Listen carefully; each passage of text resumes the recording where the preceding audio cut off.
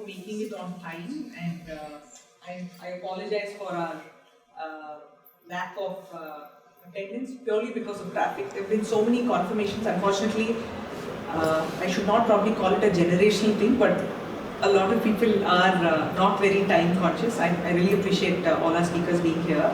So we've had these sessions for the last year or so. This is in fact the 5th session, and we've had a very positive and warm turnout. Essentially, this is a forum which is non-partisan, and what we are trying to do is try and get a lot of young women lawyers, practicing lawyers, to feel like they are part of a network, feel that they are part of a system where, you know, they can reach out to anybody, irrespective of the number of years of practice, or, you know, can I speak to them? And surprisingly, we find that after, when we bump into each other in court, we always, you know, say, you bandidri our session here. So there is that warmth and that cordiality, and, you know, there are a lot of people who now message and say, I am facing this problem, what do you think I should do? Appeal haq peka, writ haq peka, or something else. You know, so it's a very organic sort of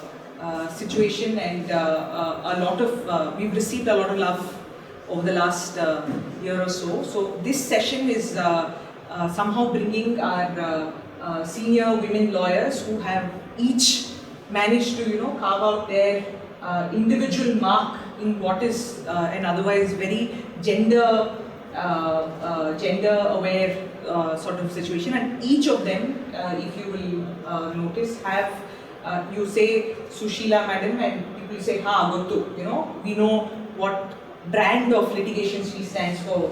Vidyulata madam, what brand of litigation she stands for. Jaina, what brand of litigation she stands for, and each of them are a name to reckon with, irrespective of their gender. And this is something that I think, as women litigators, we all try to rise above gender. While you may not start out in your profession thinking that, yeah, I want to do something else, I want to break the glass ceiling or something of the sort, but inevitably, as you put in the years of experience, you do figure that there are certain biases and certain situations that you handle as a woman that you would not do otherwise.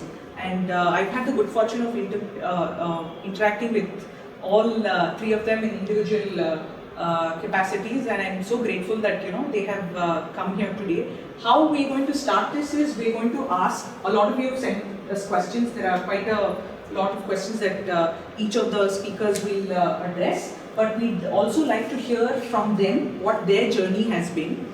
And so if we could start with you know, each of you telling us what your professional journey has been. Did you set out to be a lawyer? Did you set out to be a litigating lawyer? And where you are today, is this the goal you had in mind? And if possible, if you could share some of the obstacles or challenges that, you know, you had, or even lack of obstacles or challenges that you've had in getting to the place where you are, I think it would be really helpful for all of us.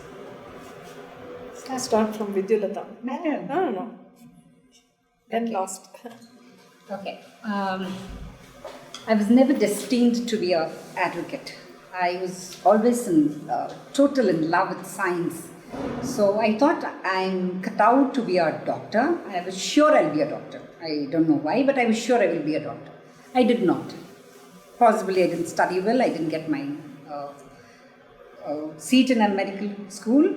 So I did my graduation in a CBZ thing. That is again nothing to do with law. I did my MSc in botany. Again nothing to do with law. I got married when I was still studying my graduation. I was still in my graduation. I got married. I still did not know I would be an advocate sometime. If somebody told me I'll be an advocate when I was in my, even in my final year, in my second year of MSc, I wouldn't have believed them. I just did. My husband is a doctor, so I used to work with him. So I just did a course in National Law School. It's a postgraduate diploma in medicine, law and ethics. It was simply to be a writer assistant. I did that course. In the course, they started speaking of constitution, and believe me, I didn't understand what is this constitution. So I told my husband, this sounds very nice, something, it must be nice, because they they would root all the problems to the constitution. They said equality, constitution, your right to this, constitution. So they led everything to the constitution. I said, I'll do law. And he didn't take me seriously. I went on saying 3 times. So he was passing by Vivekananda Law College. He just entered the college. He's asked, by that time my son was almost, he had almost grown up. So I had free time. So he said, okay, she wants to do law. So he just went in and he met the principal. He said, she can come, she can just attend the exams. It's okay, we'll just give her attendance. But I got the best outgoing student award from the college, and I had 100% attendance because I fell in love with law. It was not, it was a new opening for me. I really liked all the subjects. My first subject was torts. Sharda ma'am used to teach. Ravi Varma Kumar's wife. She was there. Everything was a different perspective. So I started my journey there. So by fluke, I became an advocate. And I started my journey as an advocate also. I asked my uncle, who was working with P.S. Manjunath, he's no more. He was working with him. I said, I'll work for 3 months. I pleaded because everybody thought I'm just off here. Why would I want to be an advocate? Because they said my age is cut off at that point of time. They said, this is a man's world. You can't make your name anywhere. And you have nobody to push you anywhere. So you can't become an advocate. What will you do there? I said, I don't want to do anything. I just want to see how courts are. I'll just go for 3 months. They said, you're going nuts. How will you even go and live there? I said, just go. Wearing a black coat was something like, are you really going to survive? Was the question everybody put. And I was 32 when I completed my law. So they said, it's too late to do anything. And that's when my journey began. And I'm really, really happy where I am today. It's been a struggle. It's never been any journey when we do it on our own. It's not very easy. All journeys do have obstacles. We have, and when it's a path you laid for yourself, obviously there will be a lot of stones, thorns, everything. But it's a really satisfying journey. Bias, yes, we do have, but don't consider it. I don't consider it a bias. Anybody would have. It's just another obstacle for me. So this was my starting, and here I am today. 20 years this year. I'm really happy. Even that I even chose this path. So everybody at home say today, you'd not be such a good doctor. It's good you became an advocate. We have good doctors. I said this is just not right. Just because I didn't get a seat in medicine, you can't tell me this. So all of them, they say you are such a good advocate. You should have chosen it before. I said I'm fine. I'm fine. So there is one question which says, should you start it early or start it late? Start it when you want. Don't look at the watch. Start it when you want. You can do it whenever you start. Our profession is an inviting profession. It'll take in, it'll suck you in anytime you go in. So don't get scared. Start. You can. Nice. This is my journey. Wonderful. So the question that you are referring to essentially is, Should we whether start late or women start? advocates should first find a partner, settle down, have children, and then start practice, or should they start practice, establish themselves, and then go through this whole thing, provided you want to start a family. So this is a Don't worry. Start. fortune is. You are the master of your time. Who will tell you what you must do? Start a family, don't start a family, left to you. Have children, don't have children, you left to you. Do it when you want it, not when somebody else wants it. That's what should be the attitude. And you people can do.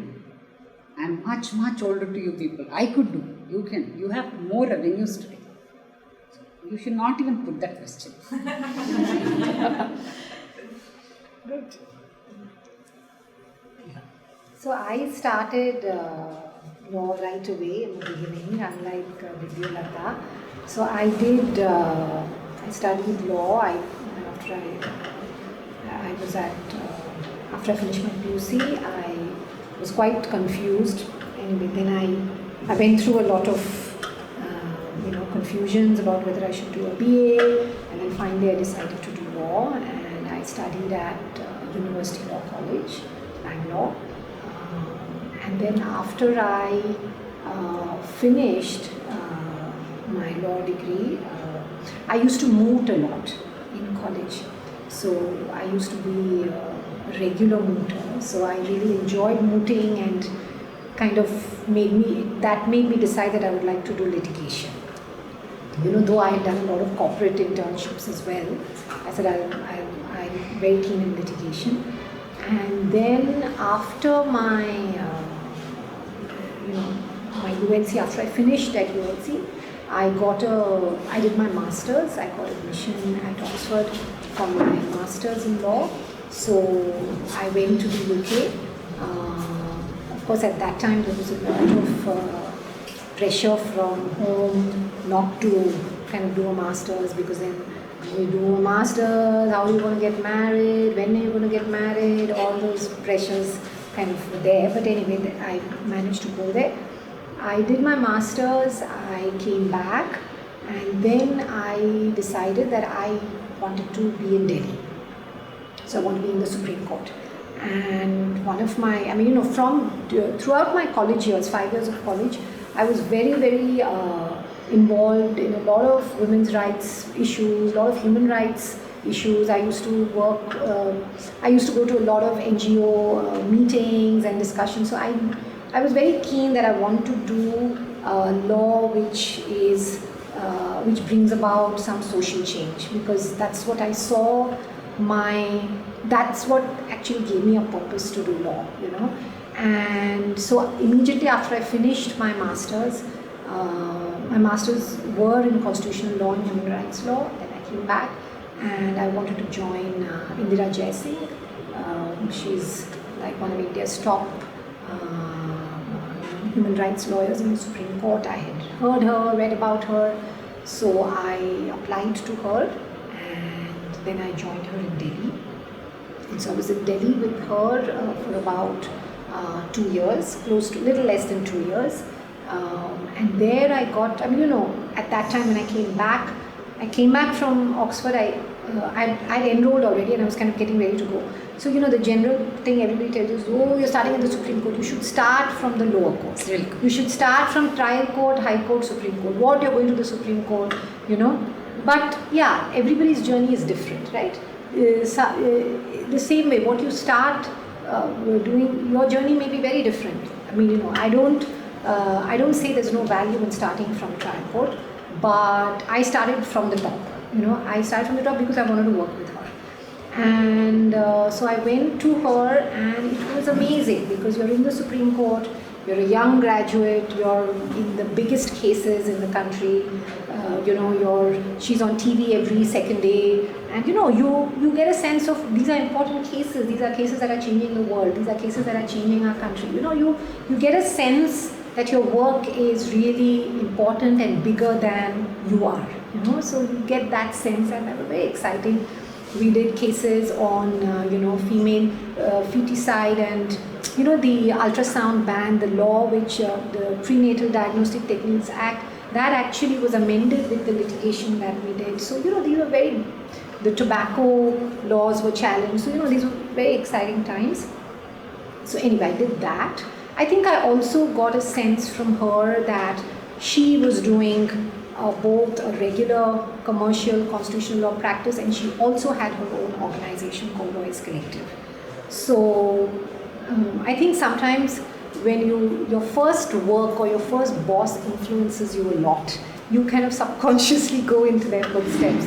So I kind of liked that dual role, because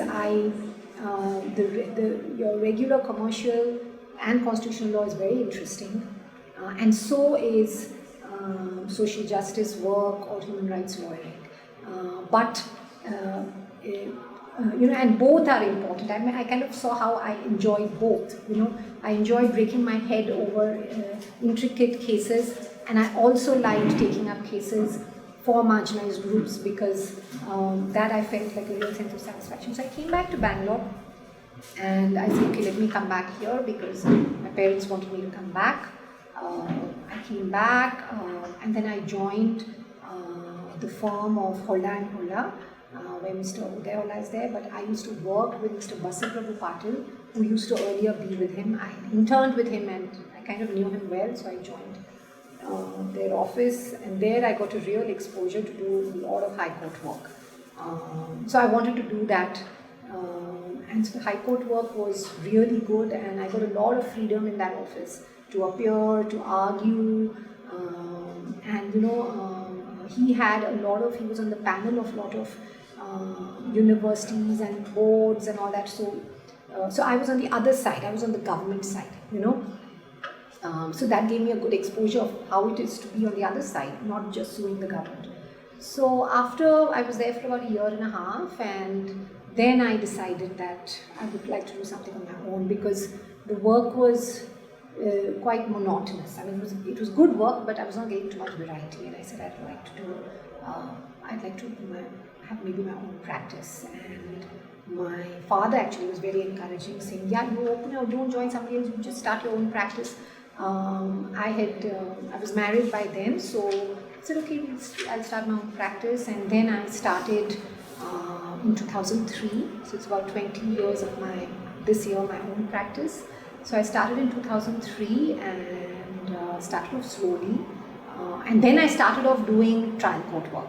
So I went from Supreme Court to High Court and then trial. And then trial, I had no clue. So I would like to file a suit and CPC is quite complicated. So if you've never done it, in the writ and all, there's no procedure.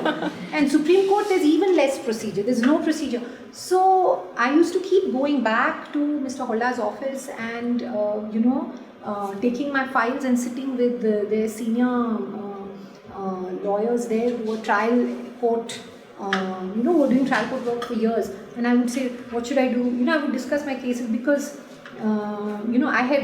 I used to be confused as to what to do, which provision to use.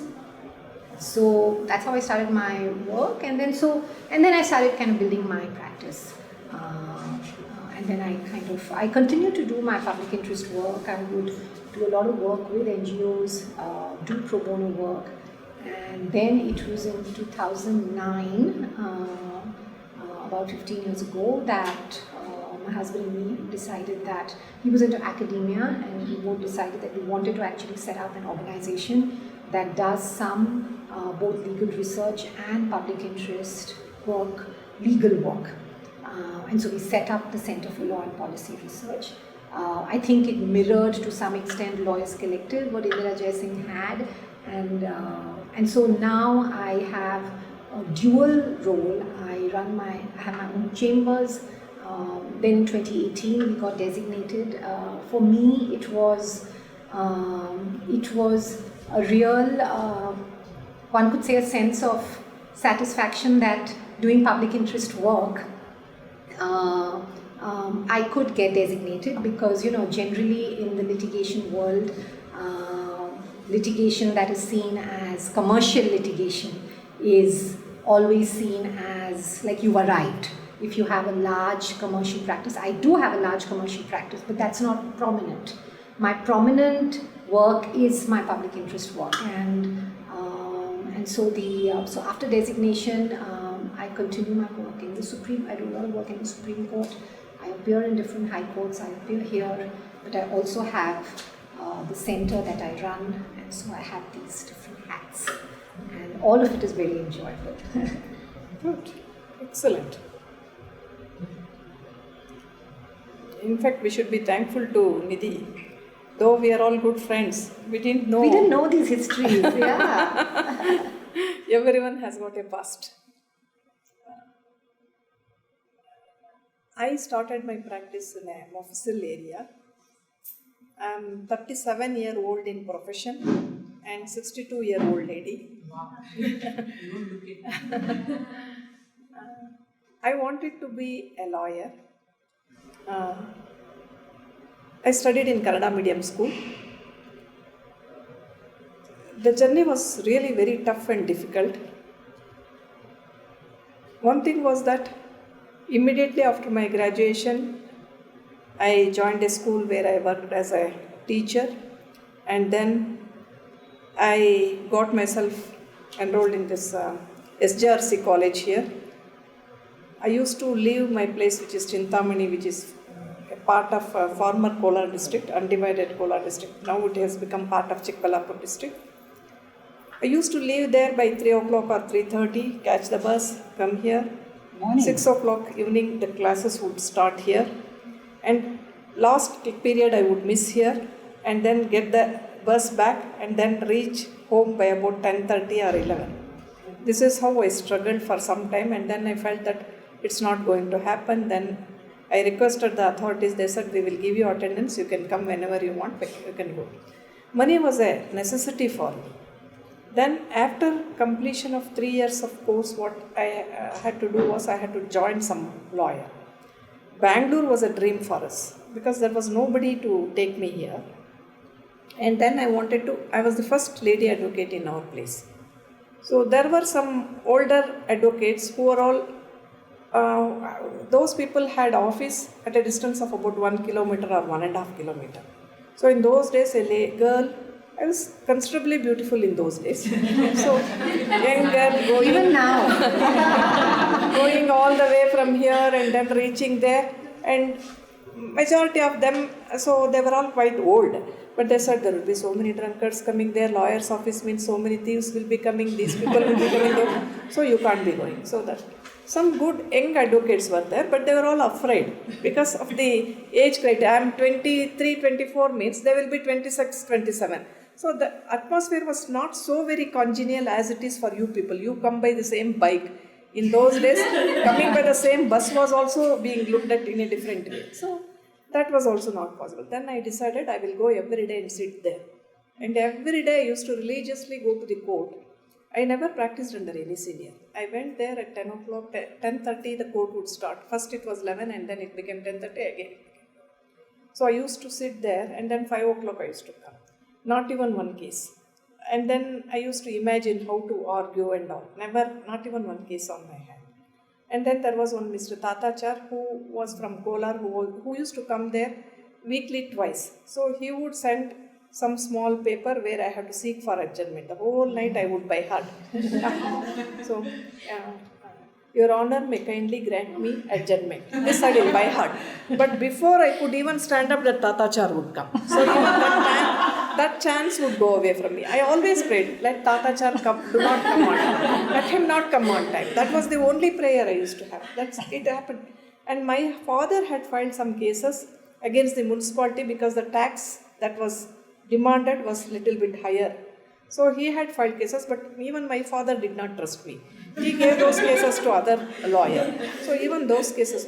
Luckily for me, this Legal Service Authorities Act was introduced. And the president of our bar association, he had a sort of, affection towards me. He said there was one case, one section 125 CRPC maintenance case. He chose me, and then he gave that case to me. That was the beginning of it. And then there was a gentleman judge whose children used to come to the school where I was teaching.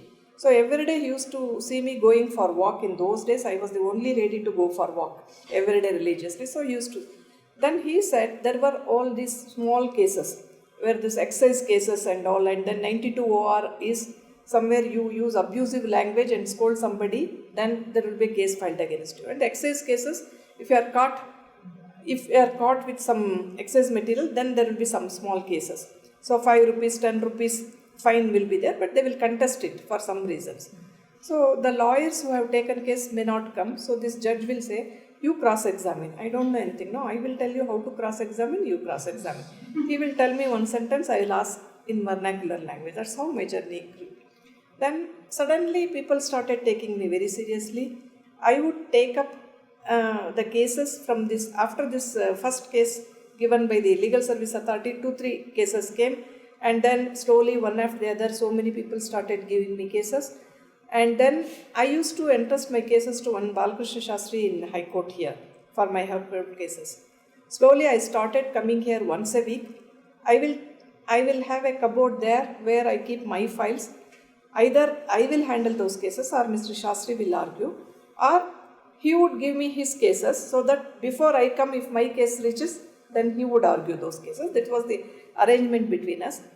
I used to leave there at 9 o'clock after sending my children to school. 8:45 I used to send my children to school.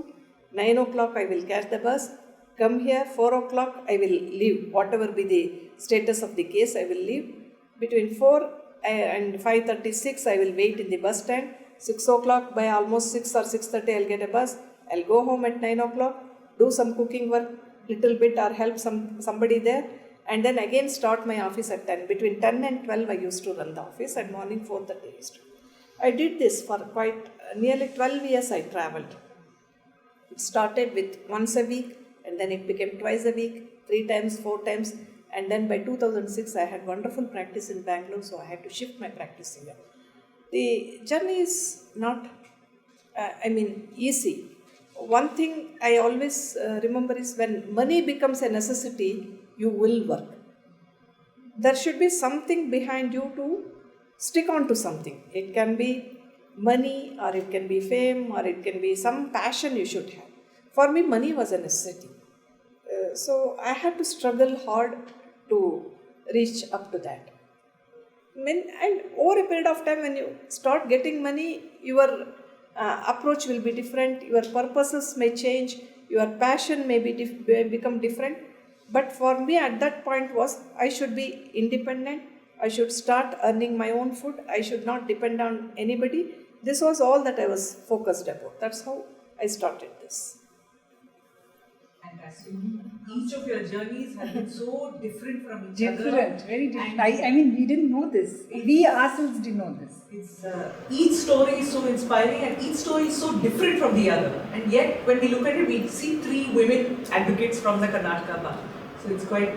I just wanted to ask one question for each of you, which is, what is the one, in your many years of experience now, what is the one negative experience that you've had in the profession? It could be something inspired from your personal, an overflow from the personal life, or it could be in the professional interaction that dissuaded you from taking a practice. There was this one day when you said, that's it, enough, I'm not going to be a lawyer.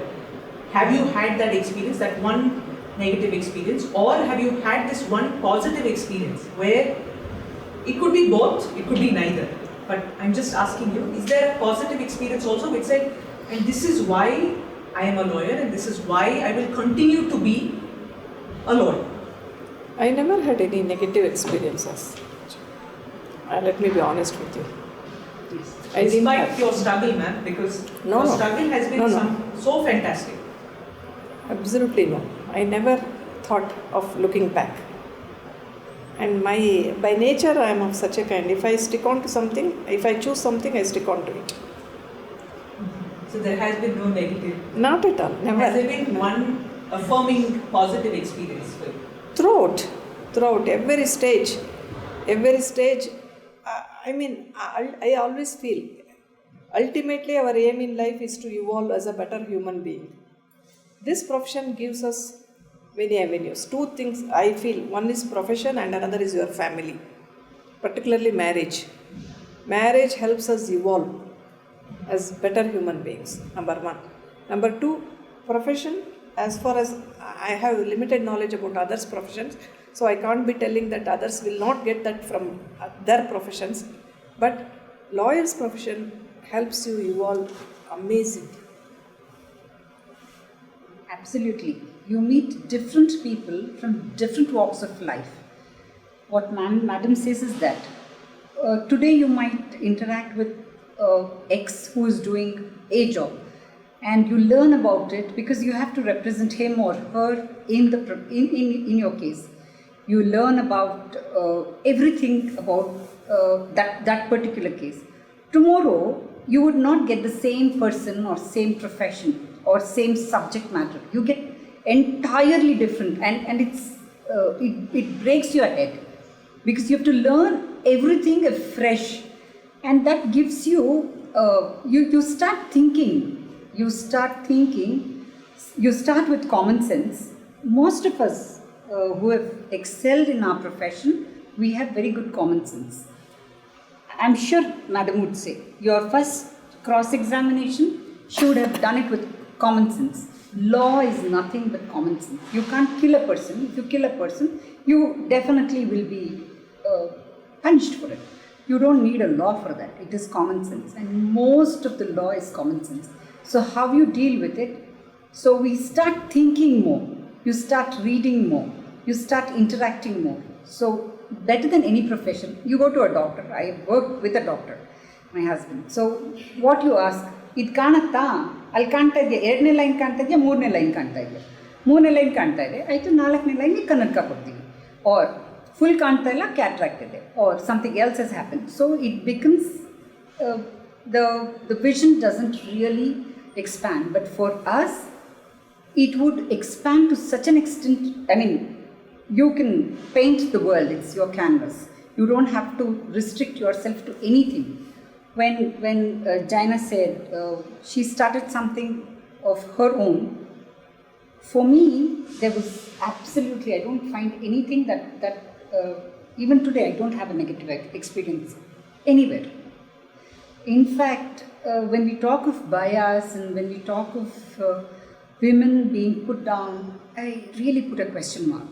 Maybe it happens, I don't say it doesn't happen, but it's how we look at it. Because even when you ask a young boy, he would have had a lot of negative experiences, lot of hurdles he would have crossed. He can't say because I'm a boy, it's happened. Incidentally, we are women. That's it. That's how I take it. So I don't have a negative, but a positive thing, yes, it happened to me when I got an order in the first PIL. It was with Vikramadit Sen and Justice Nagaratna. Two things happened that year. One, there was no road. It was a very remote. This was a very small public interest litigation, but it was a very a small village where the girls had to walk up to almost 20 kilometers to reach their school, and they had to pass through a forest area. So I had filed a public interest litigation on behalf of the Legal Services Authority, stating that give us a bus connection. So in fact, Renuka, nobody objected to it. Everybody said yes, yes, yes, yes. But I felt so nice after this. I mean, I felt okay. I mean, there were smiling faces, and we had a report that was sent to the court where the children were photographed after they were getting into the bus. I mean, that was the moment, and that's when I think I started. I used to like public interest litigations, but that was the moment where I got confidence. Yes, I can do it. I can do it too. That was the moment, and I think that was the changing moment in my thing, because I'm not saying anything, but money was not a necessity for me because I began late in life, so I had everything, little of everything. And it's just a perspective, but I had little of everything. So I wanted to work. There was a purpose, and I found this purpose very, very interesting. And incidentally, it was for a girl school. It was for a school with only girls. So I mean that was a. I mean, I felt okay, I could, and that's when I really started taking public interest litigations seriously and with confidence. It was not seriously, it was with confidence. So that was a moment. Positive moment. A huge moment. And Justice Sen was the one who ordered it. He didn't order anything. He just said notice and everybody came. They said we will give them a bus at 9 o'clock, take them, and we'll get a bus at 4 o'clock and get them back. It was as easy as that. Nobody fought me. But I mean, I got smiling faces was the moment. The second beautiful moment was when I worked with Justice Oak. During COVID period, we worked, that was amazing journey with him. I again was put in from Legal Services Authority. So we had all these lockdowns, and we used to have courts, regular courts, everything shut down. But I would drive to court, though Justice O could say, no, come online. I was so scared. I didn't know how to operate Zoom and nothing I knew. So I thought I'll miss out. So I would drive. Then, again, one more moment was, I found a lot of people on Majestic Road with their luggage, just sitting down on those lockdown days. And very, very crudely I reported it to the court. I said, Lords, this is happening. And on the same day, Justice Oak opened the chowdhuries, the schools and everything for the public. I mean, that was again a wow moment. And I feel satisfied for being in the profession. That was the moment. He said, open all the chowdhuries and all the schools. On that same day, we opened. So, and all the NGOs were given address and everything happened. That was a beautiful moment. So these kinds of tiny positive things, but I can't think of a negative. I'll think, if I remember anything, I'll tell it. Yeah. No, many positive moments. I don't think I can narrate anything spectacular. But I think all the time, you have a good argument, that's, a wonderful, your day has gone well. So a lot of positive moments. And I think negative moments have happened, but they've not been, so I wouldn't say there are no negative moments. I've had negative moments, whether you call them negative moments, low moments, you do feel like, this shouldn't have happened or whatever. Whether you get a bad order, sometimes you get a very negative reaction from a court, whatever. So, but it's not been that negative ever for me to say I should never have done wrong. I think, so it's never been like that. Of course, you do feel low, you come back and the next day, and the next day again it's a new day and something else comes up. So it's never been like that. And I think I love the law too much to let anything push me out from the profession, This has been a very optimistic panel. Yeah. But you have to be, if you want to survive in the legal profession, you have to be ultra optimistic, not just normally optimistic, because how much of all this optimism has also been because of the support of your family? It could be spouse, it could be extended family. So how important do you think family support should be it your partner, husband, or children, or extended family? I think family support is extremely important. Whoever it is in your family, for me, my partner and daughter, my daughter is of course quite young. My partner is extremely supportive. He's in the legal field as well, but very, very supportive. But actually my most supportive people have been, I started my practice, my individual practice of, getting a office. I must say that when I left, when I took the decision of leaving Holla and starting my own office, the two people who came with me looking with an agent to look for office space was my dad and my father-in-law. So both of them came with me looking for spaces, and so I've had amazing support, family support, and I don't think it's financial. I never took money from any of them, but I knew that I had their backing.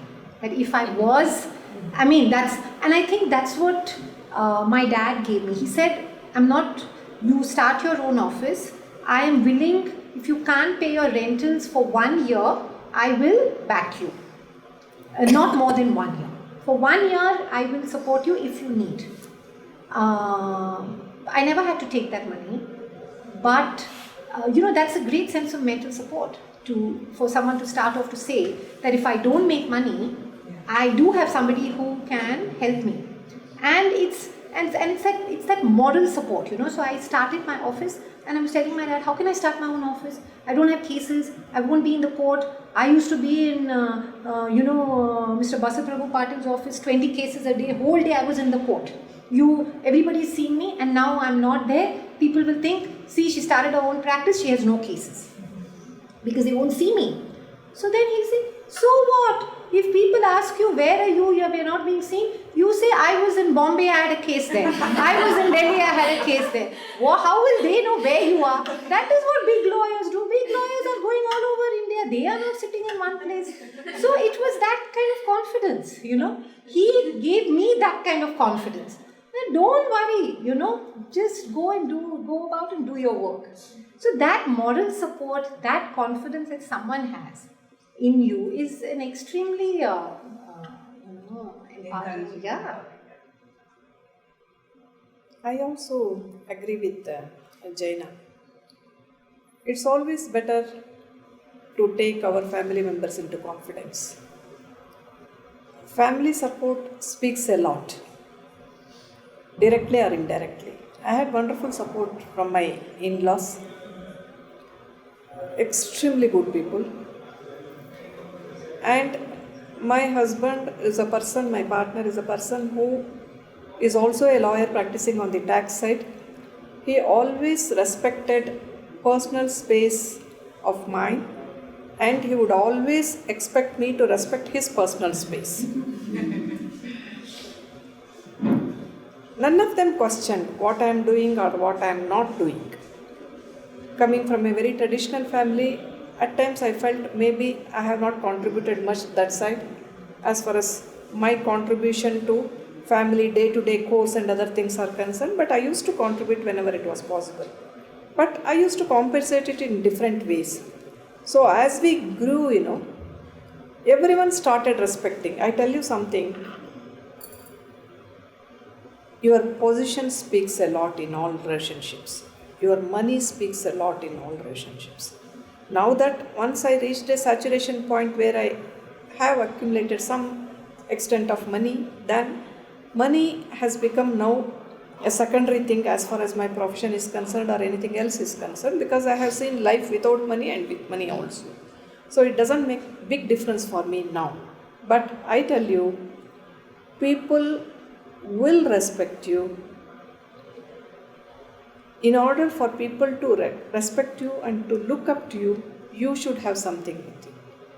For that you have to struggle and take that. Oh, she is from rich family, that they will.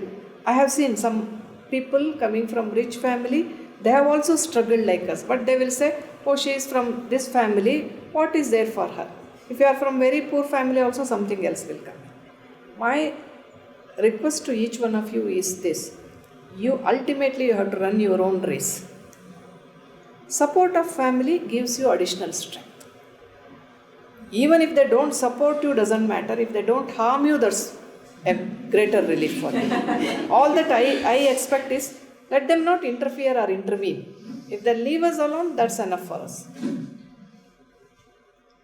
For me, support from family was there because he chose a college. So, and one time in magistrate court, I was arguing a check bounce case, tough case. I mean, now I wouldn't have even thought of taking such a case. He felt so happy about his wife. He said, you argue so well with you. I said, you never give me a chance. That's why I argue in the courts. But for me to grow, my real support, I was really lucky, I guess. I would say from our judges, from our advocates. I honestly put it, I still remember the first case senior sent me. I had no idea what mines and minerals was all about. And he says, you go argue with you. No problem. You argue. What happens? It's okay. And that man comes, he says, ನೀವು ಬರ್ತಾ ಇದ್ದೀರಾ ಏನು ಗೊತ್ತು ನಿಮಗೆ? I said, ಏನು ಗೊತ್ತಿಲ್ಲ.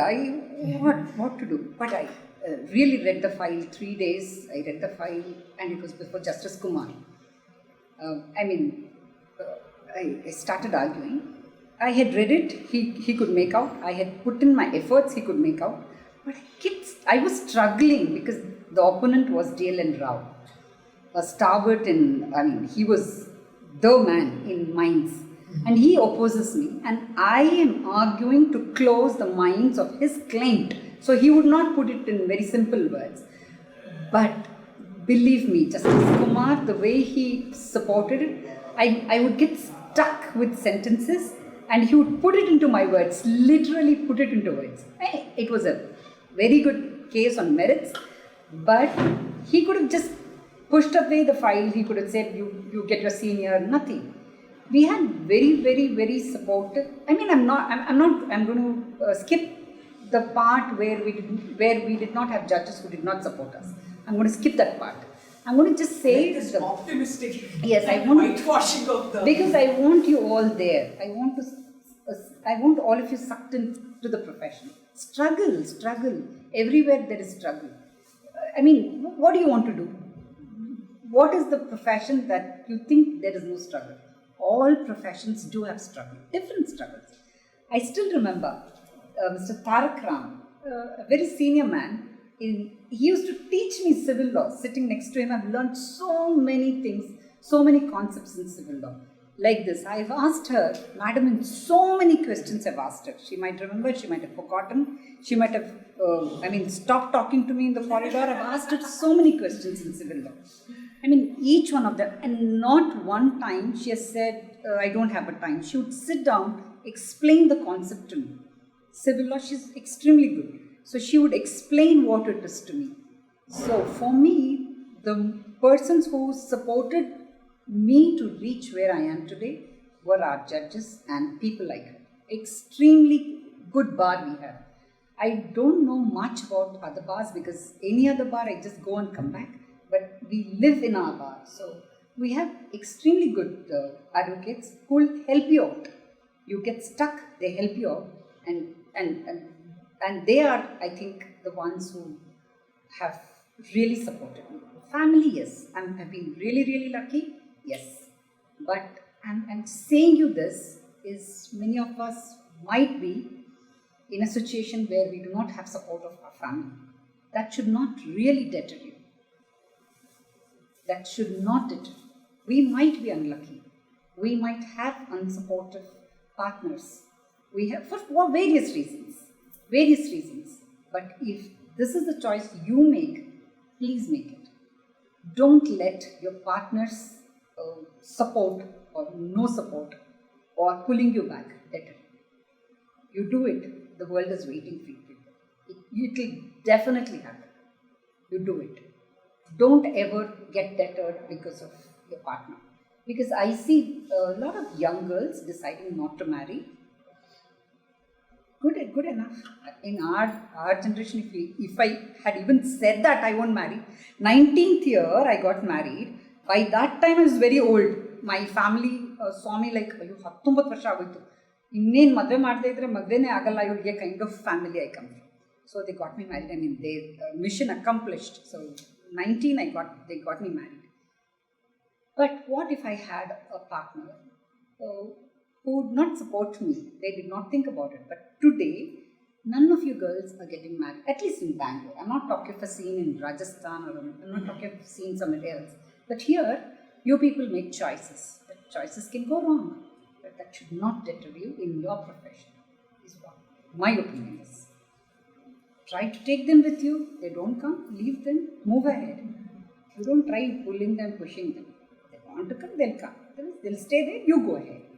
But choose what you want to do. That's what your generation must do. Is I think. I haven't stopped smiling since all three of you have started, sharing your experiences. Just taking up on this, how much of a role do you think picking the right senior is? One of the questions that have come in. How do you think it matters who you join first, or does it shape you as a lawyer, or is it just one of the other things that you take in your stride? I didn't practice under any senior, so personally I don't have that experience, but I have had the opportunity of having many juniors. Me being a teacher material is very difficult and I am a very strict person. So I am always strict with them. But all my juniors have flourished very well and they always love me because I had been very strict with them, and I was at times I feel that I was very cruel to some of my juniors also. Maybe, but it also depends. Supposing how you are groomed and where you go, and who will sit with you, who will have time to spend with you, all these things matter. So I suggest something. Basic level you can go to somebody. Nowadays you have this internship. So during internship itself you would have gone to several chambers. Later, stage by stage, we have to, even after 37 years of experience, I have to reach out to somebody else. Jaina will have to reach out to somebody else if she has got some doubt. Vidyulata, every one of us will have to reach out to somebody else to get our doubts clarified or be guided in some matters. This is what it is. So it's an ongoing journey. It is not that you stick on to one office, one person like that. There will be n number of seniors helping us. Many a times some juniors will help us. So this is a give and take process. Constant give and take process is what I would say. I've had actually my seniors had a very big impact on me. I just joined her because I admired her and I wanted to be like her, and so you join someone who you really look up to at that time, and she has had a great impact on me, though we worked together for a very short period of time. I worked with her only for about a year and a half, 2 years, but a lot of what she taught me is something that I still practice. How I maintain my files is exactly how I learned from her. So some things still do stay. Maybe to some extent I have mirrored a little bit of my career on her. I later joined Basaprabhu Patil, and a lot of what I learned from him also I carry, what I learned when I was working with him. So I think but I don't want to say that it's so important that you say I want to work under the perfect senior. Nobody's perfect. You will find, so you will take what is good from who you learn and move on. But yeah, I guess all I'm trying to say is that whoever you work with, they will teach you something and you will carry a lot of it throughout your career. So I've had actually my seniors have had a very big impact on me, and I'm happy that 20 years on we are still extremely close, and that relationship of a mentor or a teacher is still very much there. Even I would not differ much, but if you have an option, choose a good senior for the first year. It's not like we are like those ducklings who will get imprinted on the first person we see, but the first senior really makes an impact. Really. Because one of the judges whom I knew, he would always tell, the first 5 years of this profession, how we practice, is what we learn is what we will use it in all our later days. I don't know if it's really 5 years or something, but the first senior does matter. Madam was lucky. It's not just luck. She has chosen the whole world as a teacher. I can't. I am not so blessed as she is. I would want a mentor, a proper mentor. I would want some kind of lessons in life. Some people are like sponge, they'll absorb everything. But some people need to be taught, and I belong to a category where I need to be taught. I'm a very ordinary person, so I need to be taught. For me, yes, I told you, it's not just my senior who impacted. Everybody in the path, they will impact you somewhere. But your first senior, yes, you must choose wisely. Now you intern in hundreds. They intern at least 10 places before, so at least choose. Compulsory internships. Yes, compulsory internships. Choose a right senior. it will have a good impact. If not a negative impact, it will have a good impact on your career, on your days to come. Try to choose. Otherwise, nothing will happen, but still, try to choose. It's better. Easier. It makes life easier. Because you learn good things. You learn how to look into citations itself is a big thing. If you work in a good office, you learn how to search for your citations. Even that is a big thing. Now we have everything legal at fingertips for them.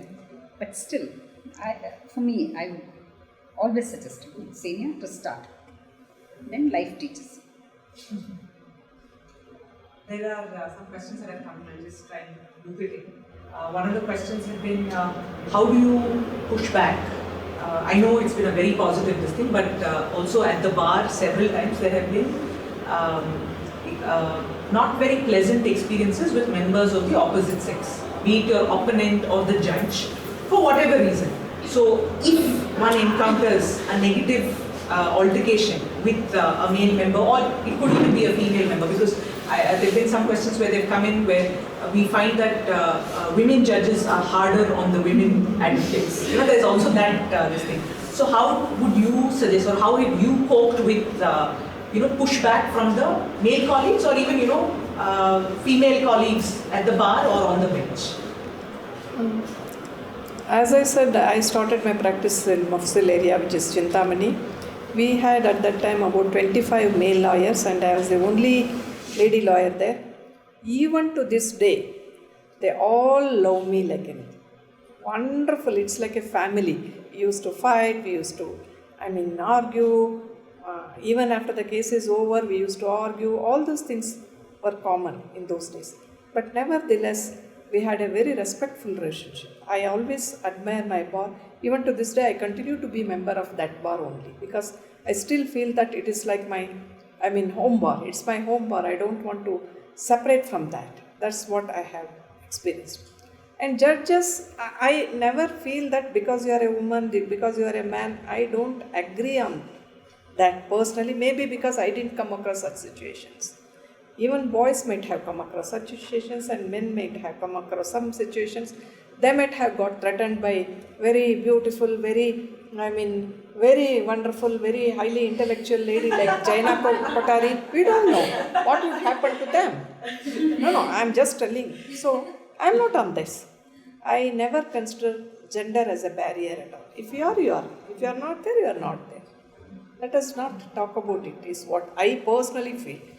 And don't ever even entertain such thoughts.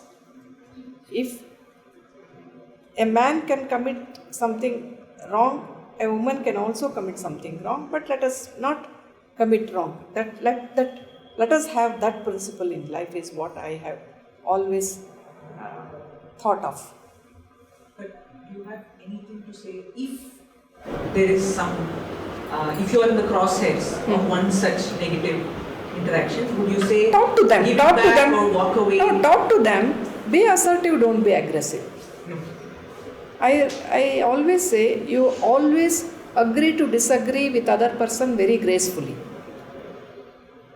You be very assertive, but you need not have to be aggressive. A respectful disagreement is required in any walk of life, more so in our profession. No, I've not had too many. I've had a few. Earlier, I would say that earlier when I was starting my practice, I think at that time, other lawyers, senior lawyers would be quite pushy, some judges would be quite pushy. But I think looking back, I think it was not necessarily because I was a woman, but because I was a young lawyer. And I think in our bar, young people, whether you're a man or a woman, age is a big issue. Like you have to look older, senior and all that. So younger people do get pushed around, I think, a fair bit, irrespective of your gender. And so I did face a lot of that when I was much younger. Court officers would say, "Nim senior karsi." So I would say, "Yaru senior illa." I'm only the advocate, whatever you may call me. So then they don't talk to you seriously. But I think once whoever it is, whether it is the opposite lawyer or whether it is the judges, once they see you're well prepared, then I think they know that you're serious. And so then all the, I think especially from judges, what I have felt is that, some judges can just be personally cantankerous people. They're not doing it to harass you, but they may just be personally, some judges can be quite cranky and all. But the minute they see that you are prepared, that you know what you're saying, you are well prepared with your case, I think that will go. Yes, I have faced bad behavior, I would say, from other lawyers. They would laugh when you argue, giggle, snigger, making fun at you. I faced a lot of that. And I make it a point to very politely but firmly tell the court that this is not all. I'm arguing, there should be a respectable environment in the court, counsels have to be respectful to each other, and this kind of is not all. So yes, I have had that, and I do think it's important to say that. Whatever may be the reason they may be doing it, whether they're doing it because you're a woman, or whether they're doing it just to intimidate, or whatever may be the reason, so, not too much, little bit. So I do make it a point to firmly, politely say it, that listen, please tell them not to interfere and not to do all this. We are arguing, let both lawyers argue. I think that works. But I also think that you're able to say that when you're a little older and senior in the profession.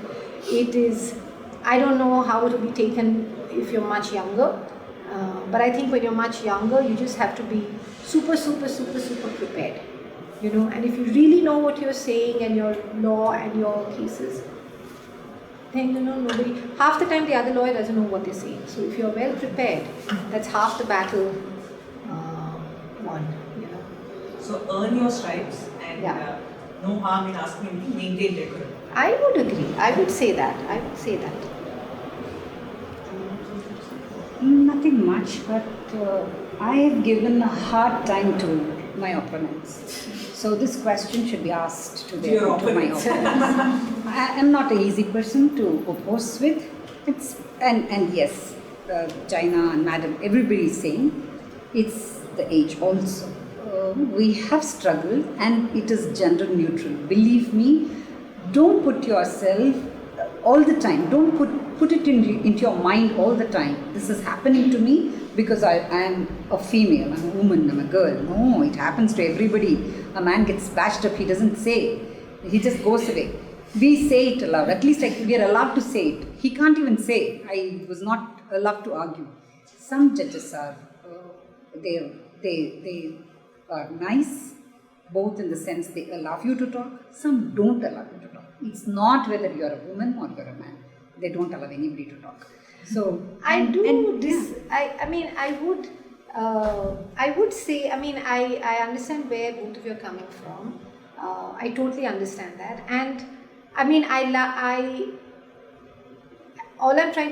what I think is this is a great approach is that I do think that there is sexism in the bar, in the litigation, in court and all of that. But I think why I like what both of them are saying is that if you keep thinking about the sexism, you're never going to focus on your work and get ahead. yes. You can't keep thinking about that. Yes, there is, but you just have to forget about it and you have to say, I have to do my work. You can't keep thinking about, he's doing it because I'm a woman. He may be. Maybe. Why are you thinking about it? Or he is. But what can you do? Can you change him? You can't change him. So you have to just do your work. No. That's it. We shouldn't even think about it. Yes. Because if we think about it, that's all we'll be thinking about. Gender neutrality. When you are thinking it's being done to me because I am a female gender, that means you are making it a gender issue, not your opponent. Your opponent never said, hey, nee hudigi amma maatadbeda sumniru anta. Nobody will tell you. So when you think you're going to be put down because you're a female, you're a woman, that is in your head. Put it out of your head. It should not, there are a lot of other things to think about. How to prepare for your case, that is more important. RSA, which was 8-year-old, comes up the next day before a judge who won't even allow you to speak. Think about that. Don't think about your opponent, whoever it is. You think about how you can excel. Focus on the matter, not on what is happening behind you. There are a lot of other things that's happening. Why are you even concerned? Make yourself first, your mind gender neutral. Do you get intimidated when it's a man? When it's a woman? No, you don't. When it's a very senior, yes, you do get. That happens in your beginning career. It does happen. When a very senior man or a woman or a very good advocate comes against you, you do get worried. That should be your worry, not the gender. So don't worry about beyond your control. Yes. Prepare. Prepare. That's the only thing you need to do. Prepare well. And leave all that. Don't waste space in your mind for such things. Don't waste. It happens. Why are we concerned about somebody else, what somebody else is thinking? That's none of my concern. Yes, if they openly tell, they don't. They might, just the way Madam said, they'll laugh, they'll giggle. That they'll do even for a male. So please make yourself gender neutral first. When I think I am being put down because I'm a woman, it's in my mind, not hers, not yours, not hers. So please put that out. You have other things, lot of other things to think about. Believe me, you have a lot of other things to think about. Don't push it out. We have a few questions. Someone wants to ask. Rahat, you have a few questions? Hello everyone, I'm Rahat, I'm Nidhi's friend. Thank you Nidhi for arranging this. It's lovely to hear you all now. And I've had occasions where I've heard Sushila ma'am before, and it's always wonderful to hear you. And I look forward to more occasions where we could hear more from you all. In fact, Rahul was a judicial officer for 7 years, and then she took a person called to resigned from the judicial service. So yeah, it's good to have you. So I have two questions which are completely unrelated. One is the take of your kids at your profession. How do they look at it? Because support from our partners, from our spouses, from our family members, it's always there because they are adults, they understand things, they support us, they encourage us, they motivate us. But when it comes to a child, the perspective is completely different. So I would love to hear something that you would have to share about your kids and how they look at your success and your growth so far. And second question is, we all have our struggles wherein we are trying to meet up our own expectations, our families, the professional expectation that's set up looking at our journey so far. And we are trying to always be up to the mark wherever we are traveling in our journey through. Clients का हो या फिर courtroom में judge का हो, opponent का हो या खुद का हो. In this entire struggle, sometimes we have our weak points where we सीटी सबकी बचती है to say it in a very blunt manner. So how do you cope with it? Because sometimes we tend to take it out on a very vulnerable section who are who are not fit enough to fight with us. Maybe our children, maybe our juniors, and all that. So these two things. That's why your husband is there. Use him that time. You won't feel bad. So if you could share something of from this angles now, I'd love to hear that. Thank you. Answering your first question, yes. One day when my daughter was doing law, first year law, she told me, I want mummy like Matangi's mummy, who is a homemaker. So, not you. I just kept quiet. And then I told her, it happens not just with lawyers, lady advocates, it happens with any other person. Supposing you are a bank employee also, the same question your daughter would have asked. Even if you are a doctor also, your daughter would have asked the same question. So I said, okay, but our position will be like this, it will be like this, it will not be like this, all those things I explained, and then for a period of time she has forgotten that. That's a different issue. At times,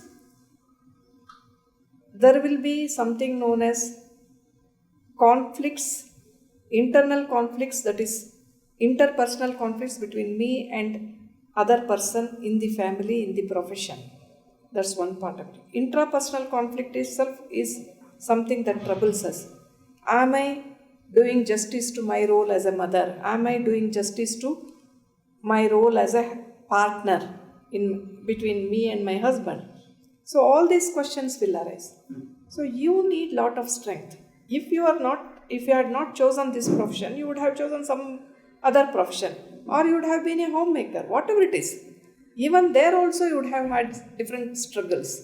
So all I suggest is, you need not have to. One mistake that generally we ladies do is this: we want to excel in every role.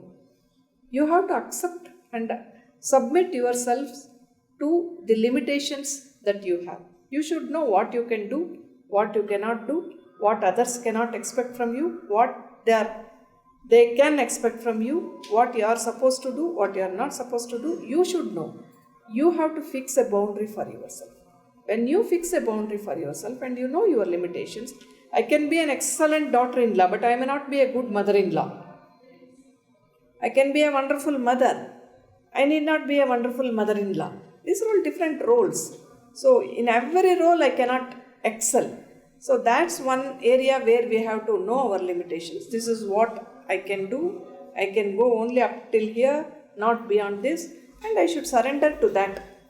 That's where we can lead a calm and comfortable life, and you will be stoic. Otherwise, you will always be disturbed. I mean, I think, my daughter is the youngest she's 16, and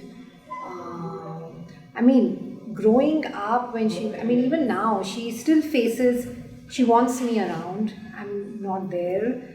So she keeps asking, are you here today? It's a Saturday, are you at home? Are you at home? So yeah, you constantly feel that they want you and you're not able to be there. But I do know for a fact that she's extremely, she looks up to me. She's very proud of what I do. And I think a lot of our kids, while for working moms, though they want us and we are not there, that is why she says, right, I want Matangi's mother who's at home all the time. But while they may want that, they still incredibly look up to you. So that is there. But you may still also want your mother around, right? Even though you look up to her. So it's okay to have that conflict. And I fully agree, your question that how do we keep up to our own expectations, right? We have such high expectations of ourselves. One is, of course, you can't be good at everything. And I struggle with that myself too, How do we keep up to our own high expectations of ourselves? I want to excel in every case. I want to excel in my profession. I want to excel and make new arguments in every argument that I make. No, I'm not going to be able to do that, right? I'm not going to be able to do that for different reasons. I may not have had time on a matter. Despite me doing it, it will not be, it will not be appreciated. It may not be taken up. You will prepare something, the case goes on a different way. Whatever, many different things can happen. And so I feel, in addition to saying that I may not be, excellent as a mother or as a partner, as a boss. I may not be excellent. I may be a great lawyer, but I may not be a great boss. That's fine, because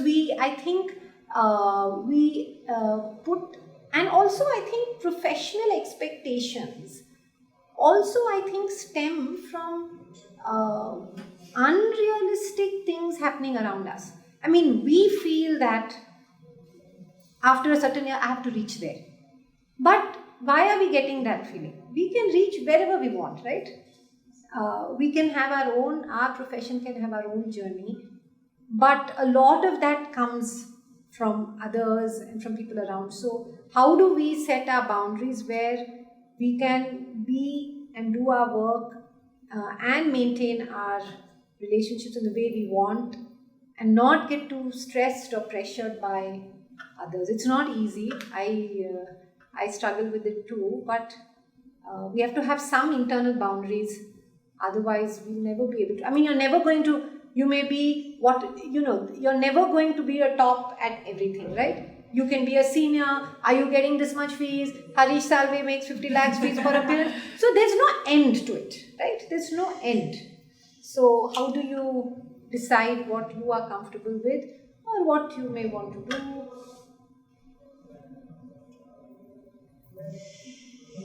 Yeah. I have 2-3 questions, but before that, I feel so excited to be here. I've had goosebumps throughout. I'm filled with like this motivation, and now I feel like yes, there are other women who've gone through this, and yeah, I just feel so supported, and I'm so happy to be here. The whole week I was thinking, I really hope nothing else comes up, and I'm able to make it. So the first question is, all of you addressed the fact that we can all start at our own time and it can be our own journey, but when you're having a bad day and when you sort of start spiraling and you start thinking about how's it all going to happen, like if I have a family, I have babies, I have hobbies, I have work, like how do you deal with that on a daily basis if you're not thinking about like it long term? Like if you're having a bad day and if you're just not able to process it all, like how do you personally deal with that or cope with it? I'll tell you how I deal with this. Very nicely, I cry. When it's a really bad day, I love crying. It is a way of letting out my emotions. Very seriously, I'm telling you. It's my way of crying or fighting with my husband. So these two, both of them take me off from the bad day. And I push the negative emotion to him. It's his bad day. So it's a good day for me. Everybody has a bad day. I have broken down in a court, in a first court, I have broken down. It was a really, really bad experience. There was Chief Justice and another judge. I mean, I had a wonderful case and they were not even ready to open the papers. And I had a client to whom, I mean, it was great injustice, not in terms of a public interest litigation, it was a thing. I have broken down in a court. It's okay. There's nothing wrong in it. There's nothing wrong. I mean, they saw me, tears come on, it's okay. That's the way I handle it. Each one of you will have your own way of putting out the emotions. Do it that way. Don't even think what the other people will think. Do it your way. And accept that there will be good days, there will be bad days. We can't be, ask Harish Salve, he will tell what problems he has in his life. We know why he's being... Harish Salve must be hiccuping right now. Yes. So we are prone to good and bad, and there's nothing that should, except earthquake, things like that. These are things which are on daily basis. So, and on a really bad day, watch one of the soaps, one of the bad serial, then your day will be. So all these things, think of something which will make you feel better. And always convince yourself, today's a bad day, tomorrow need not be bad, or tomorrow could be worst. So enjoy today in the anticipation that it will be a better day tomorrow, or feeling better that it's not going to be as worse as tomorrow. So nothing. We have had people facing death of both parents at the age of 5-year-old. We've seen all this. Have you not? Have you not read about it? Any child losing both its parents? Yeah. Yes. Any person losing both his limbs? Nothing like that happened to us. We've lost a case. Or maybe we could not address the arguments. Take an adjournment. Learn how to take an adjournment. And the next day will be a better day. If you're not, it's just a case. You've not done it well. So learn from what went wrong. Instead of putting everything on the other person, learn. You might not have done it the way it had to be done. That's it. Put out your emotions. At the end of the day, it's just a day. It's gone. It will go with the sun. One more thing I want to tell here. See, I attended the court on the day on which I delivered my first child. What? Yes. On the day? Yes. On the day. In the sense, I went to court and came back home at 5 o'clock Okay. and 9 No, o'clock. I thought after the delivery. Yes. After the delivery, 18th day after the delivery, I started attending courts. No, same with me. And then milk used to flow from my breast. But still I had to sit there. It was all difficult. If you consider it as difficult. But you have chosen it. What I always tell, if I have chosen it, the question of considering it as a difficulty should not arise. If I have not chosen it, if she has pushed it on me, then I will start getting that feeling. Oh, because of Vidyulata I had to work there. No, it was my choice. So that's where I tell people, make informed choices in your lives. If you make informed choices in your lives, this struggle will not be there. You will equip yourself. Every problem is that which has solution. Every problem will have solution. You will come to know. If you don't get a solution, that means it is not at all a problem. The whole question is whether we are ready to accept the solution or not. That is where the entire struggle is. It's not that the problem doesn't have a solution. It's whether we want to accept the solution or we don't want to. Jaina, It's want to tell something? And also I feel like, sometimes we think of so many things and it looks too overwhelming, right? But you just address what is there. I didn't plan when I'm going to have a child. I was working on, I have taken a 1 day break in my pregnancy. Like one day I sat at home and then I said, I can't sit at home. I'm going to work. I went to work the next day. I delivered at 5 o'clock. So I have worked till the end. Not that anybody forced me, but because I wanted to. After my delivery, actually I found that the court system was great actually for young mothers, because I would take my baby in 2 weeks or about I think 15-20 days, bring her in a bassinet, come to the office. We had an online court board. I had worked out in a way that I said morning half I will do, afternoon I won't do. I worked it in such a way that my daughter would sleep for 4 hours after a malish. So she would be sleeping, I would feed her, and I would attend the first half day of court. By 1:30 leave, get back home, and the rest of my juniors would handle the rest. If I know they can't handle, at 1:30 I would mention and say, please adjourn the matter. I would manage it. So we have done that. So at 2 weeks or 3 weeks after delivery, I was back at work, I was handling things. I was not tortured to do it. I found a way to do it. So you will find a way. But I would never have thought of it, if I have a kid, how do I manage? No, all that is too much. When you have the child, if you want to work, you will find some way. You will give your child to your mother, you will go to court, or you will take the child. I have taken the child and gone to the court in the car, sat with my driver in the car with the AC. My junior, when the case is coming, I'll go and finish my case. I've done all combinations, permutations, combinations. So you will find a way. So just put one day at a time. That's it. Don't overthink. The generation, you people see too many things. Can I ask you some? I have another question. Like someone else. Can we go back to you and then come to you? Yeah. Yeah, I want to ask you about your experiences about clients. Now, sometimes a case comes with its own set of merits. This is all you can do for the client. So, just wanted you to share one of your experiences of how you felt that this is all I can do, and just leave it. If he wants to go up, if he wants to take the case to someone else, or if he's not happy, whatever, he or she. So, is there a difference in the way, in your experience, the way women lawyers empathize with their clients, especially in matrimonial matters or something? What I'm saying is sometimes you can't satisfy your clients. It's all about marriage, or this is all you can do. So do you feel that there is a difference in women, the way we see how they should seek their relief, or whether we, that experience with clients? See, one thing is, I tell people that maybe that client will run away from you and come to me, doesn't matter. But you tell him on the face of time. I spend a lot of time in client counseling. Now that I am a senior counsel, I cannot be doing that directly. I have to have some other advocate sitting next to me. But I spend a lot of time. I tell them this is what you can expect. Come whatever may, I can't be doing miracles. I can't hold the hands of the judge and ask him to write this particular judgment.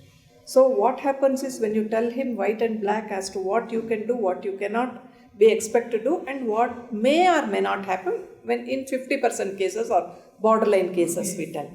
So if you tell this, what happens is, the day on which, if the result goes against him, you are not breaking your head. That much of tension is gone out of you. Otherwise, if you have promised to win and then if you lose, what happens is, every client is in a way your potential enemy, is what some judge had told me at some point of time.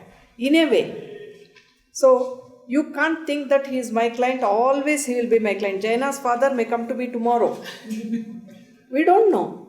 So all these things will happen. So my request to you people is that, please see that you tell them whatever you feel within your limited knowledge, or after getting consultation from your seniors or somebody. Then your headache is over. And if they want to go to any other lawyer, it is their choice. You respect their right of self-determination. Ultimately, at the end of the day, I tell you, as you grow, supposing when I was 25-year-old, what was my necessity, to that extent God gave me. Today I am 62-year-old, what is my status, what I want, how much I want, He knows. Higher principle. So much you will get, either from one client or from 100 clients. There have been days when till 29th of the month I wouldn't get 1 rupee also. I have to take care of 12 juniors, so etc., 2.5, 3 lakh rupees I have to get. One single person will come and give 3 lakh rupees on that day. These things have happened. So you need not have to worry, but be honest. Set realistic expectations with your client. 100% realistic expectations. Don't promise anything that you can't achieve. Joanne, you had a question? I have two questions. So it's very difficult. Like, I'm just going to say what I go through. I want to be able to read every day so that I expand my knowledge. But then what happens is, once I finish court and I go back to the office and everything, I'm so tired and I'm just lying on my bed and I'm like scrolling on my Instagram. Then I go to sleep and then next day I come. And then I feel so guilty about it. I'm like, no, but that's not the kind of lawyer I want to be. I know that. I want to be someone who's got in-depth knowledge and who's well-read. But then I don't know how to find the time to do it. So I want to know how you did it. I understand that, we are from very different time frames and also like the way the society works now, because on weekends I want to stay and I want to read. But then I also have a bunch of friends who are saying, oh, what man, come on, why don't you Party. Yeah, so I want to do everything, right? I want to have my piece of cake and I want to eat it. So that's one question. Second is, when you all started off, did you feel like, okay, at this particular age, I feel like I need to be at this stature? Or did you just do very honest work? I mean, of course, you all did honest work, but then did you all also feel pressure to be like, okay, I put 10 years or 15 years of experience, but still I'm working in an office. I don't have my own, my own practice and all of that. Did all of that pressure come? That's my question. I just want to add one thing to Joanne's question, because that's also one of the questions that have come in. Basically, how do you find time to pursue personal interests? For instance, Jaina is a professional dancer also. Non-professional, amateur. Okay, amateur professional dancer. And despite the busy schedule that you have, you make time for it. So how do you find time to pursue that when our litigation schedules are so uncertain? And also, they've asked does it get better with age or does it just get worse? So just adding to that. No, I want to say, reading what I used to do and what I still would say, take printouts of what you want to read to court. You're sitting in court from 10:30 to 4:30 every day, right? most of the time you're just waiting. So take your readings in court. I used to take books, the case law, but now most people don't use case law. I mean, not the AIRs or not the reporters, but take the printouts of whatever you want to read and read in court. Sit and read in court because the court time is the best time that you have so much time to read if you don't get time in the evening. Secondly, we all want to do a lot, right? We want to socialize, we want to party, we want to meet family, we want to do everything, and we want to read and put in time. But somewhere, something you have to give up. Everything we can't have. So you have to, if it really means something to you, if you're reading and your case, if you're preparing for a case, I think it's hard to do general reading. Yes, generally we all have aspirations. I want to read all the latest Supreme Court decisions. Yes, I want to, but it does not happen. Usually what happens is you will read more in depth when you are working on a case.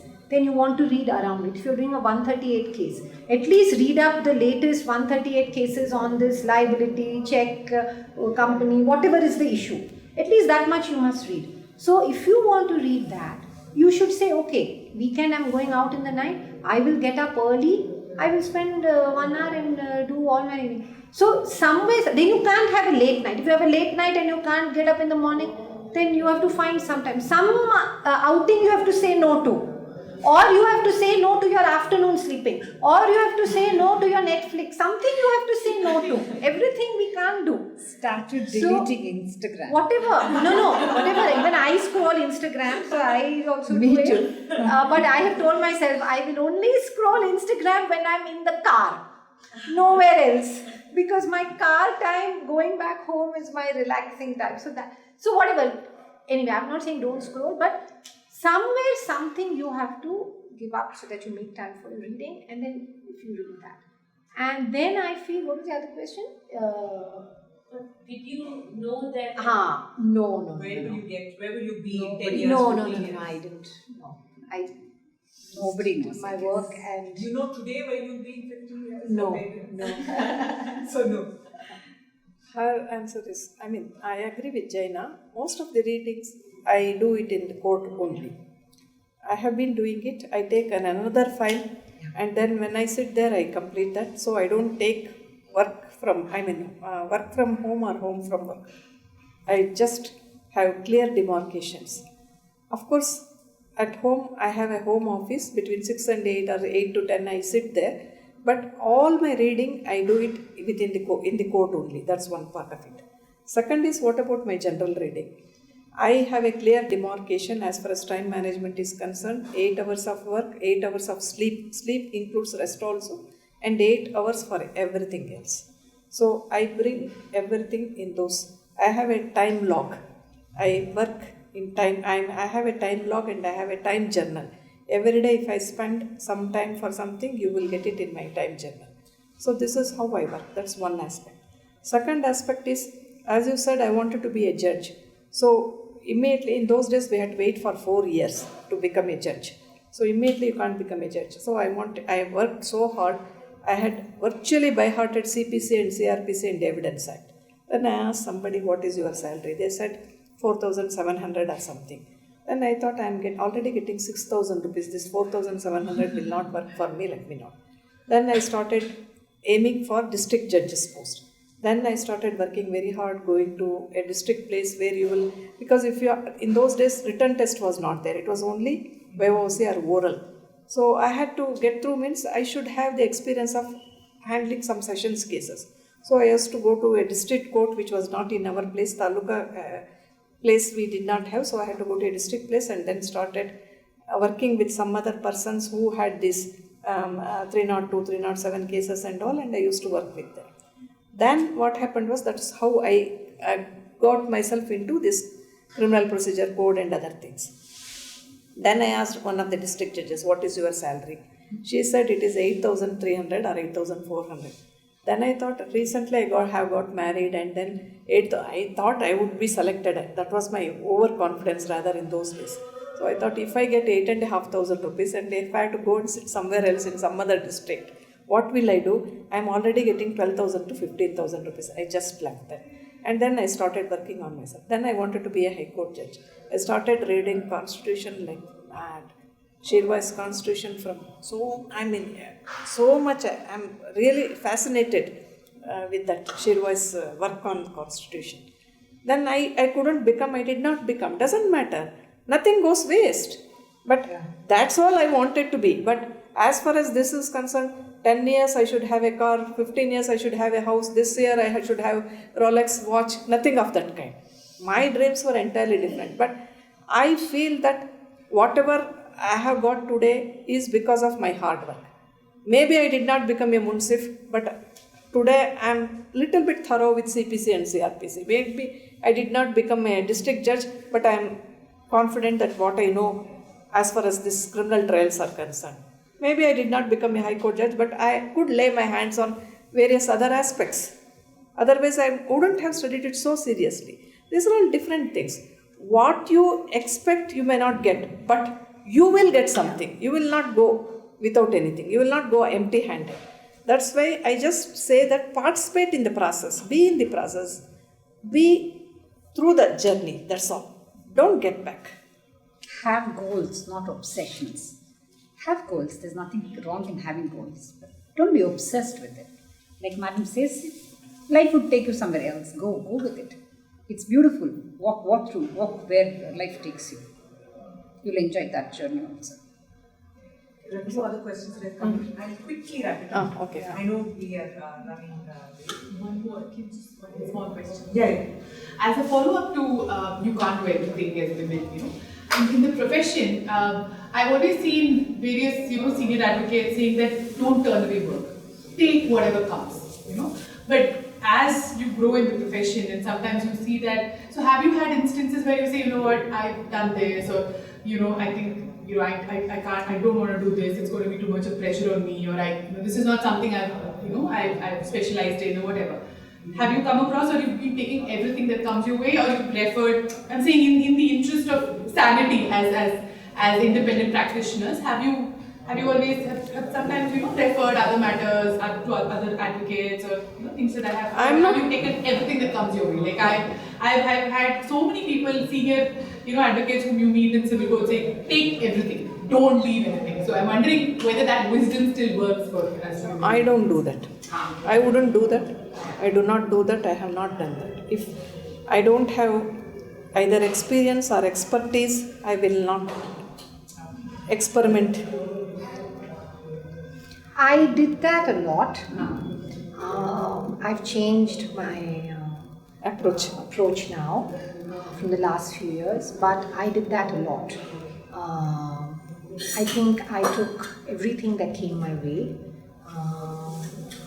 but I did it in not because someone told me, but I genuinely said, yeah, I'll do it, and I would read up and do it, and I don't think I messed up, but I did. So I enjoyed it. It gave me the exposure to many different courts and many different areas of work.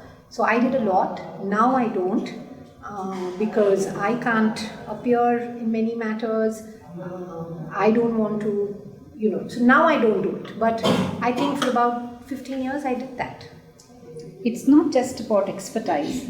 Let's be practical. Yes. You get a case in magistrate court and you have a case that's in okay. yeah. That's okay. That you can't. So many times we have to line up priorities. Maybe money, maybe the work, maybe your area of expertise. Anything. It could be anything. Many a times, let's be practical again. When a person pays me 100 rupees, I would go there, not where somebody pays me 50 paisa. So I would not go there. Let's be practical here. We are all talking of money here. We are all talking of professions. No more than expertise, traffic matters. We can't really take all the cases. Please don't. You won't reach both the cases on time. So Just taking off on this, how do you decide what is a good fee? Do you consult? Jen and I were talking about this the other day. Do you consult somebody else, your peer, and you say, this is what I will charge for a legal opinion, this is what I will charge for a court appearance. Do you think this is too little, too much? That is one. And another part of that question is, how do I pitch for work? How do I network as a woman litigator to get more? These are two questions that have come in. Sorry, also a follow-up on that. There's all these round table events that happen, right? Every week, you recommend something like that to be a part of that networking group so that you get more work. Is that something that you think is These are very specific questions, I am aware. So maybe broader. See, I mean, when I was younger and I started my own practice, I did a lot of that.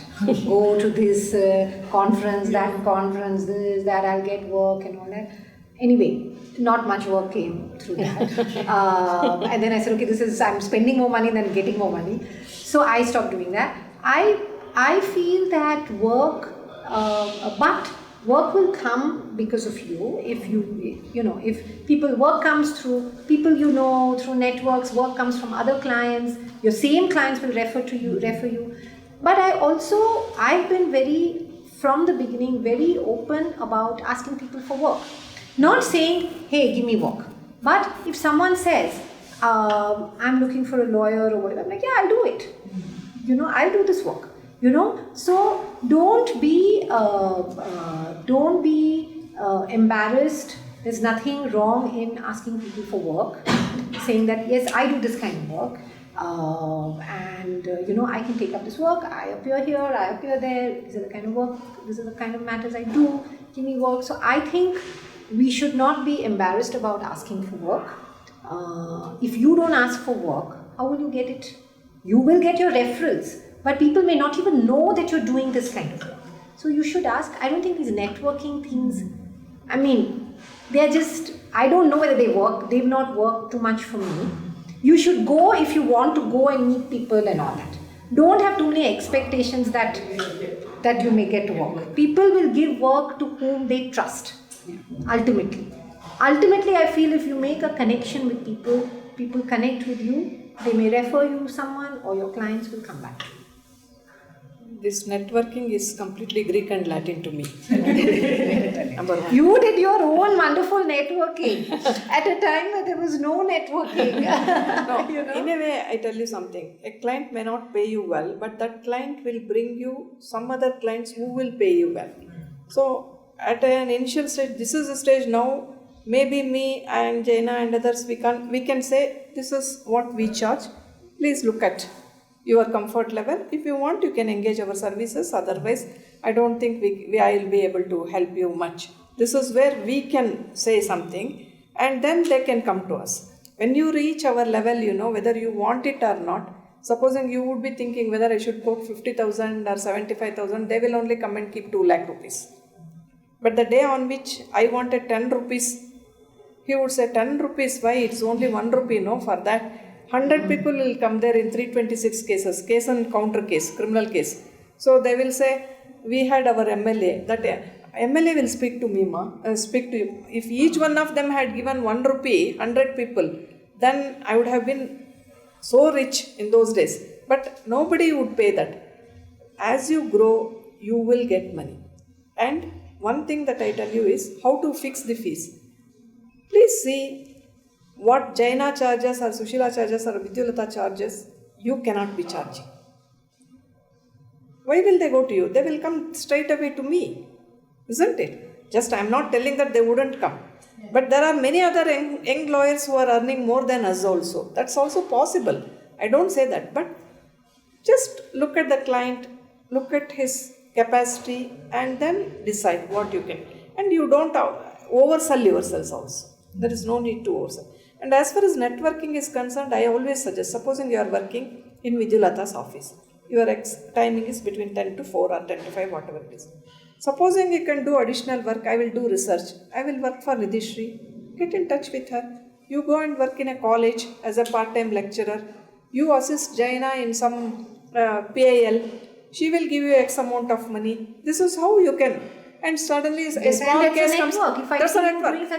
I will say you go to her. And then some small case comes there where she can't handle. Small case means a case which she cannot handle. She will tell go to X, Y, Z. Yes. So this is how you have to do. And nowadays we are depending on so many people to do our research work. We pay very well. The right proportion of law is considered, and then they work on the file. They prepare notes on facts also we are giving money. Some interns are being paid now because they are all working hard. You have many avenues, but you have to work hard. Your work speaks for yourself. Work. At the end of the day, it's your work. No networking is necessary. You don't have to.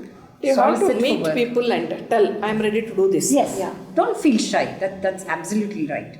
You I can't will be take shy. adjournment for you, madam. I don't know anything. But if there is a case to be passed over, I will do that for you. Fair enough. A Have you person not may done- engage you for that limited purpose. Yes. There's nothing shy in working, whichever level. One last question and conclude it. And if you would like to join us for tea, which I hope you do, then maybe some of them can pick your brain then, if you don't mind. Last question I'd ask to leave on a ever smiling note, since I've been smiling since all three of you started talking. Is there a role model that each of you had or have that you look up to, be it profession or otherwise, that sort of guides you?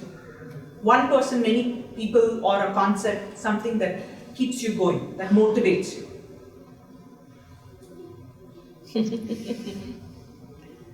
As far as the profession is concerned, no.